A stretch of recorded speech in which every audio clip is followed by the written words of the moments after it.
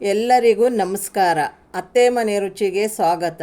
ಇವತ್ತು ನೈವೇದ್ಯಗೆ ತೆಂಗಿನಕಾಯಿಯನ್ನು ಮಾಡೋದು ಹೇಗೆ ಅಂತ ತೋರಿಸ್ಕೊಡ್ತೀನಿ ಬನ್ನಿ. ಕಪ್ಪು ಅಕ್ಕಿಗೆ 2 ಕಪ್ಪು ತೆಂಗಿನ ಹಾಲು ಹಾಕ್ತಾ ಇದ್ದೀರಿ.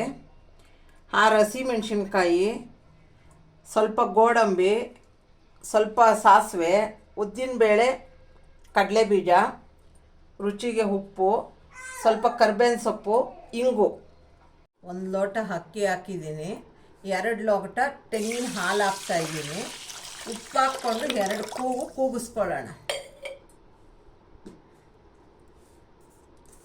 ಈಗ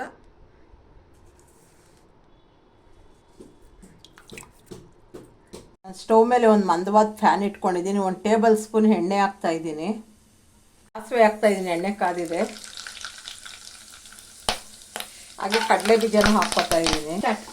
ಈಗ ಗೋಡಂಬಿ ಸೇರಿಸೋಣ.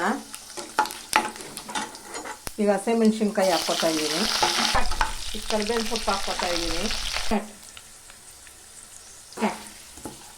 ಈಗ ಕೊಬ್ಬರಿ ತುರಿ ಹಾಕ್ತಾ ಇದ್ದೀನಿ. ಈಗ 1 ನಿಮಿಷ ಸಿಮ್ಮಲ್ಲಿ ಬೇಯಿಸ್ಕೊಂಡು ಮಾಡಿಟ್ಕೊಂಡಿರೋ ಅನ್ನನ ಇದಕ್ಕೆ ಹಾಕೋಣ. ಈಗ ಇದು ರೆಡಿ ಇದೆ.